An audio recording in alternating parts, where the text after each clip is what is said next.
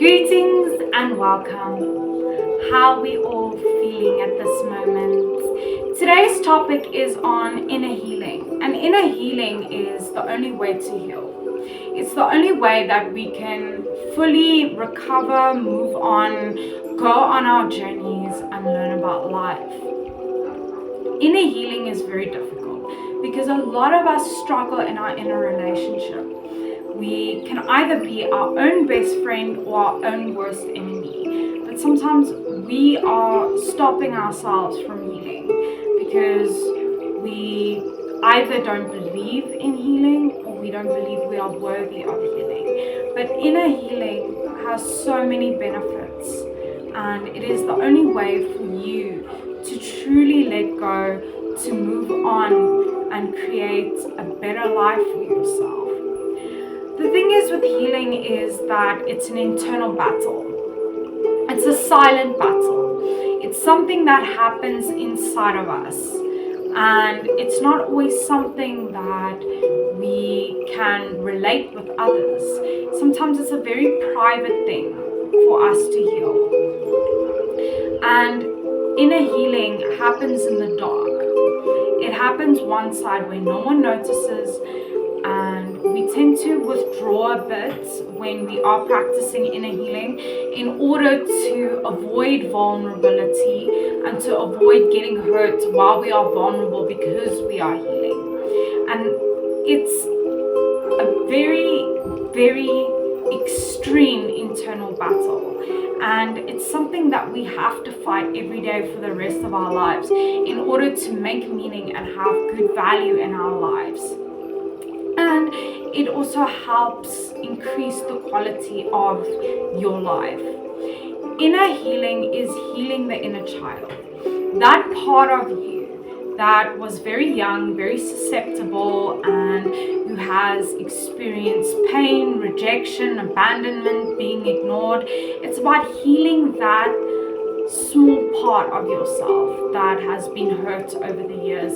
And healing the inner child is very important because it gives you a sense of psychological freedom. And it's also about healing the part of you that didn't understand, healing that part of you that didn't know how to respond, healing that part of you that had to run away. And that's what's so important about inner healing, is you heal that part of yourself that's been hurt, and you become that person that you needed all those years ago. You become your strength, your support system, and your validation. Inner healing builds the inner relationship. You see, we struggle heavily with our inner relationships, which is the relationship you have with yourself. We don't always know how to relate to ourselves. We're very critical, very hard on ourselves, sometimes very angry towards ourselves, sometimes very hurtful, making our pain worse and delaying our healing. So when you do go on your journey to inner healing, then you are able to build that bond with yourself, because your inner relationship is the most important relationship that you will ever have, because you need to be your strength, you need to be your validation, you need to be your reassurance, and you need to be your very own emotional support system. So it's very important to build that bond with yourself and to heal this war that you are fighting with yourself every single day. Healing starts within before it is externally recognized. Our healing it manifests in a small way. It starts in a small way and then it grows and grows and grows. And it's not always externally recognized, but it is always affected. It always affects the external world. Your internal healing will affect your external world, because it will change the way you react, the way you respond, the way you connect with people, how you speak to people. And people will start to notice that you're a different person. Maybe you're a bit more positive, maybe you a little bit more relaxed, a little bit more compassionate, a little bit more patient. So yes, people will start realizing, but remember, it starts within, and usually it has an effect on your external world. and how you receive things, how you internalize things, how you process things. And it's important with healing to start small, because if you have this massive trauma and you don't know where to start, you get so overwhelmed because it's so many thoughts and emotions. How do you eat an elephant? One bite at a time. And that's how you deal with your trauma, is you heal here and there and here and there. You start small, because when you start small, you can start growing and growing and growing until you are healing everything. It's just in the beginning where you may feel a little bit more vulnerable, and usually we do retract a bit during our inner healing because we don't want others to hurt us more while we are healing. So remember, start small and build up from there. But start somewhere and put consistency every day that you need to heal.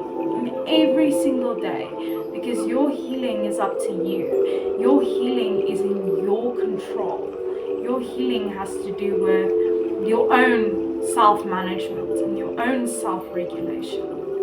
And it's important when you are practicing inner healing to declutter the psyche. So it's very important to keep your environment clear for your own sanity.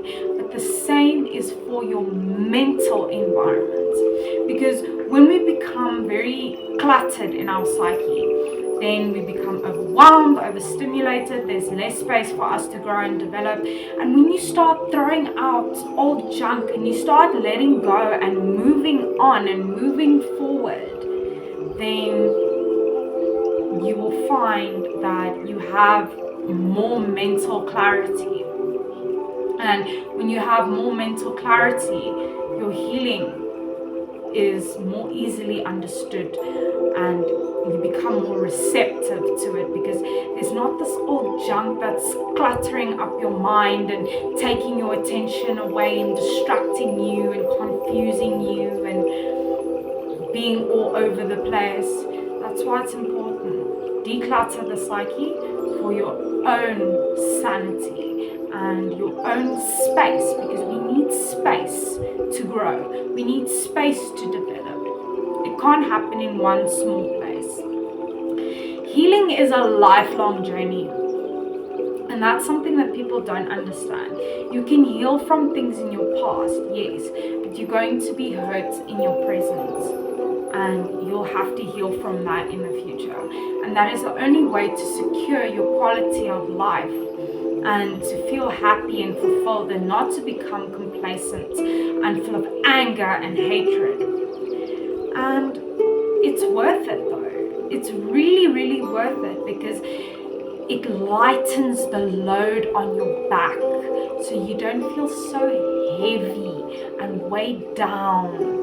So you feel a bit lighter, have a little bit more psychological freedom, and that will change your mindset like that.